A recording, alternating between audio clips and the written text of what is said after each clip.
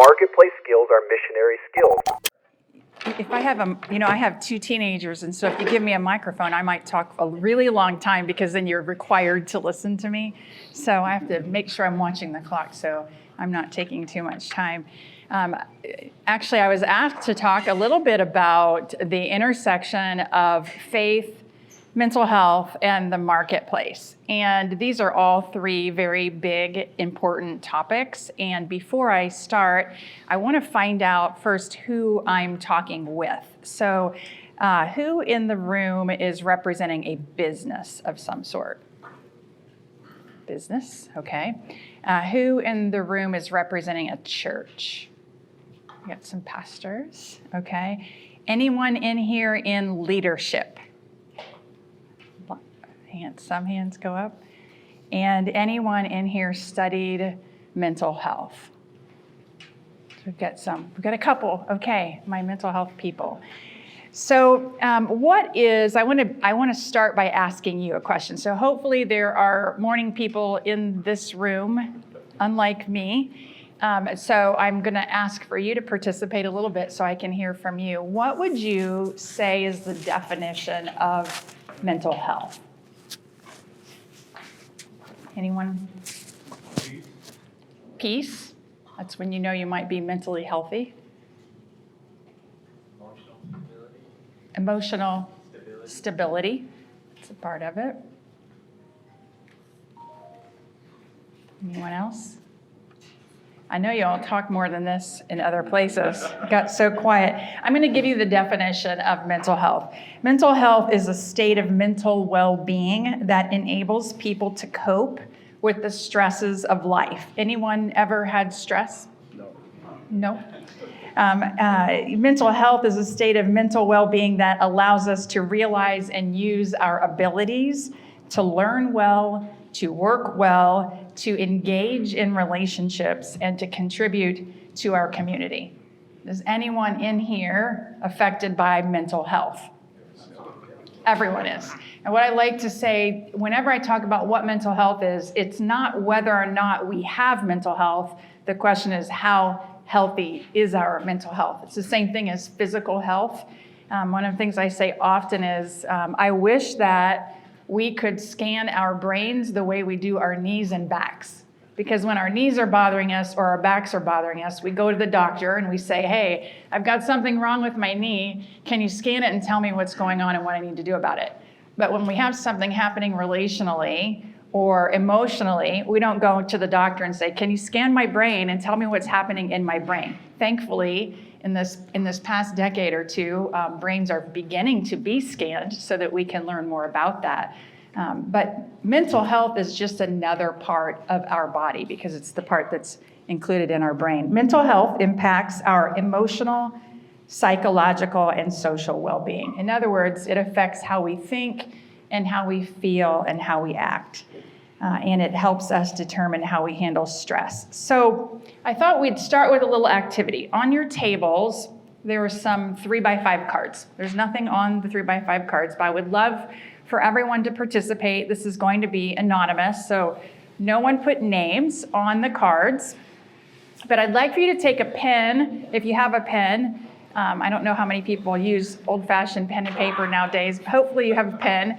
If you would write 1 through 6 on the card, 1, 2, 3, 4, 5, 6. And I'm going to ask you a series of questions, and I just want you to say yes or no to the question. That's it. So on the page, write yes or write no. Again, this is going to be anonymous. No one is going to know what the answers are. No one's going to know this is you. We're not going to share these at the table. We're not going to talk about these at the table. This is between you, yourself, and you. So 6 questions, 1 through 6. Number 1, have you ever felt the pressure of managing life and life's responsibilities? Yes or no? Number 2, have you ever experienced unwanted, distressing events in life? Number 3, have you ever experienced worry or fear that has affected your sleep, your appetite, or maybe your concentration? Yes or no? Number 4, have you ever said or done anything that you regret? Yes or no? Maybe I'm in good company here. Number 5, have you been affected in some way by divorce, addiction, or suicide? And number 6, do you suffer with either anxiety or depression? Yes or no? So what I'd like for you to do is turn your cards upside down, and if I could have one person at each table just collect the cards and bring them to me.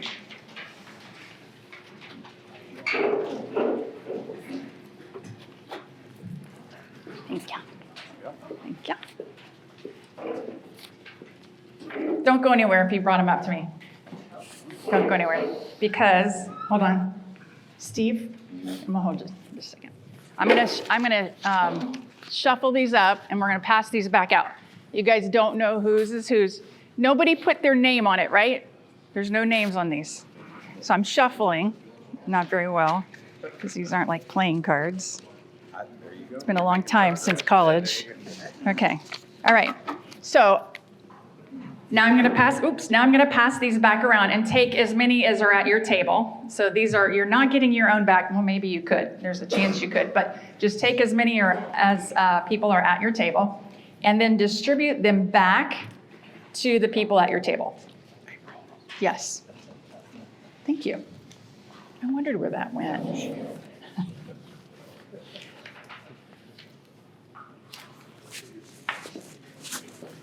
So now you're going to have someone else's card that's in this room. 2. Tyler, can you give 2? Oh, all right, never mind. Thank you. All right.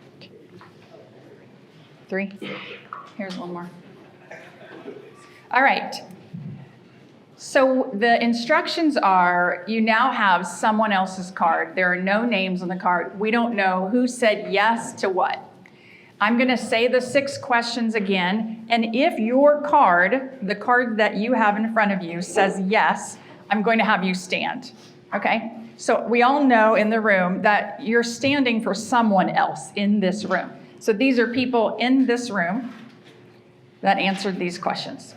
So if your card that represents someone else in the room says yes, I'm going to have you stand, and then we'll sit back down in between each one. So number 1, if the person on your card said yes to the question, have you felt the pressure of managing life and responsibilities? Stand.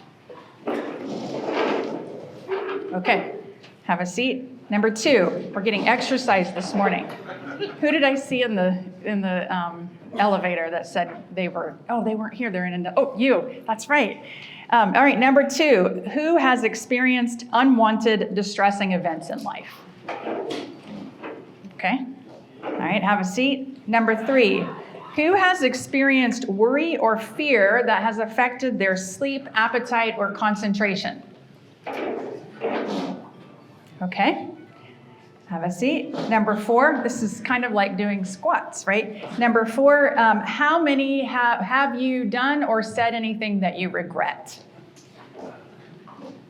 Okay. Number 5. How many have been affected by divorce, addiction, or suicide? So it gets a little deeper, but notice the number of people stays the same, just about. And then number 6, suffer with anxiety or depression. There you have it. So here's my question. Thank you all for doing that. Here's my question. If we know that this many people are affected by stress, or distressing events, or anxiety, or depression, why is it that in the faith community we don't talk about it more? Why do we not talk about it more? Because statistically we know that 1 in, let me ask you, is it 1 in 100 Americans have mental health issues? Is it 1 in 50? Is it 1 in 25? Is it 1 in 10? It's 1 in 3. 1 in 3 people have actually been diagnosed with a mental health condition. This is who's been diagnosed. Now, for all of the people in the room, I'm not going to ask you to stand, but if you know you suffer with anxiety or depression, have you been diagnosed? And my guess is if I answered that, a lot of people would sit back down. You know you're experiencing it, but you haven't gone and said, hey, I need to get some extra help with this. But I know it's affecting my life in some way. It's causing me to lose sleep sometimes. I'm worried sometimes. I'm saying things or doing things I regret in the moment of sometimes. So why is it, if it's so prevalent, why in the faith community do we not talk about it? What do you guys think? There's reasons why we don't actually talk about it. So before we talk about that, let's talk about the workplace. How do these things that people stood and sat down for, how do they affect your business? Anybody know? When someone is affected by any of those 6 things in some way, how does it show up at your place of work? Absenteeism. How else? Conflict. Productivity. Communication, is that what you said? Communication? Turnover, yes. Work quality. You're nailing it. Job performance, productivity, engagement, communication, physical capability, daily functioning, overall happiness. You guys can easily Google how much do mental health issues cost an employer. And again, why is it that we're not talking about it from a human standpoint? So if we know it exists, and if we know to be human is to experience hardship at some point, we as believers actually have an opportunity here. Because if it's this prevalent and this many people are experiencing it, we have an opportunity to bring hope and healing and remind people of their purpose. And that's the gift that we as believers have that a lot of people don't know about. They just continue suffering. And I thought about this morning, what do I share? How do I share about this topic? And why don't we talk about it as Christians? I think I understand the reason why. And I was thinking about my own life, and I was like, okay, I can go back to, I'm in my 50s now, and I'm like, just in the last few years, why are you laughing at me, Gary? It's younger than it used to be. 50 is younger. I know, right? So I was raised by a single mom, raised in complete poverty, all the things that accompany that. And my mom was a Christian, God-fearing woman. And everything was about God will provide for us, and God is here for us, and God is protecting us, and God is our comforter, and God is your father, and all the things that God is. And still things happened. And so I was taught and shown by my mom that God was all the things. And then as things happen, I started to question. Because trauma and real life challenges our theology. Because when we're in the middle of a dark night, we start asking the really hard questions of God, don't we? Where are you? If you love me, why are you letting this happen? If you see everything, didn't you see what was happening to me? If you're so powerful, how come you didn't stop it? So I wonder if sometimes as people of faith, if we don't talk about it because we wrestle. Because when people come and they say, this is what I've experienced, tell me where is your God right now? We don't really have a really good answer other than, well, he's present and he loves you and he has a plan and we'll see him in eternity. We can ask him in eternity. And let me tell you, when I'm sitting in my office and I have people sitting on the couch and they don't lay. So if you haven't been to a therapist, there's no such thing as the laying on the couch thing. But when they're sitting on the couch and they're telling me about what has happened to them, I can tell them the scripture and it touches the head, but it doesn't heal the heart. We have to show them the love. We have to show them the love. I think as Christians, maybe we don't talk about mental health because it's a big question mark. Well, if I prayed more, maybe it would go away. If I turned my worship music up a little higher and sung a little louder, then maybe my depression would go away. I'm not supposed to worry because in Philippians 4, it says, right? What does Philippians 4 say? Don't be anxious. I'm not supposed to feel this way. So something must be wrong with me. Maybe my faith isn't enough. So maybe as Christians, we don't talk about it because really we're wrestling with it. And growing up in a Christian home and my mom saying, God is all the things, and then having life experiences that made me say, I don't understand because these don't match what my mom described as this God. There was a point in my early adulthood where I had to really do some wrestling with God. Like, God, are you really good? Are you really good? And that is the core, right? And the beauty of mental health is God created our bodies and our brains to be beautiful and complex, and he gave us each giftings to be helpers to each other.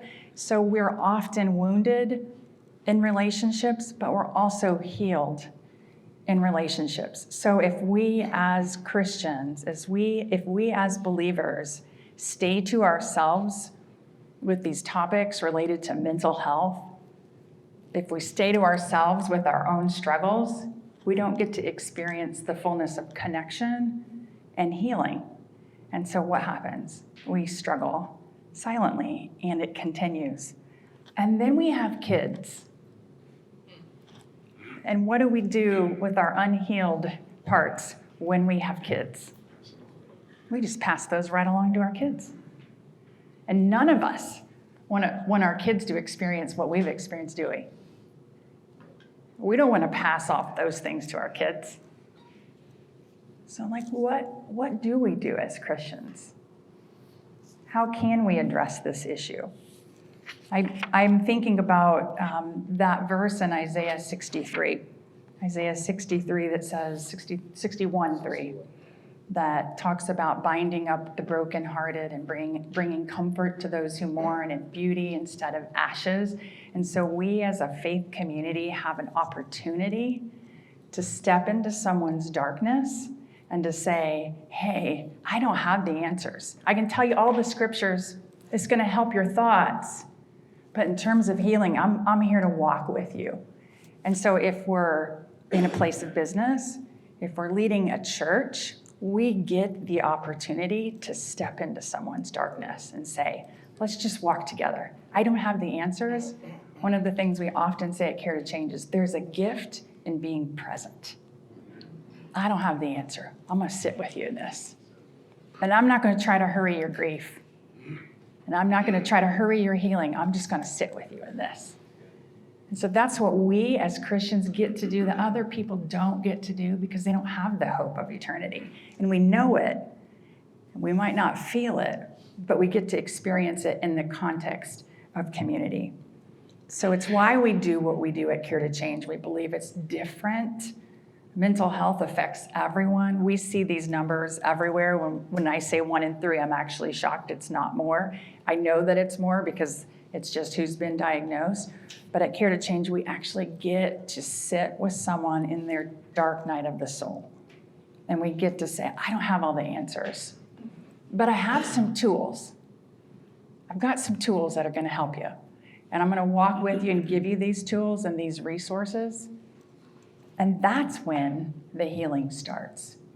Shame dies when it's spoken in safe places, when stories are told in safe spaces. And that's what Care to Change gets to do. We get to say, hey, come, let's sit, and let's let the healing begin, because we can get really honest about what's happening. So I'm going to stay after our next speaker and after it's over. If you guys have questions, I'm here for you. Care to Change is here for you. But thank you for letting me share.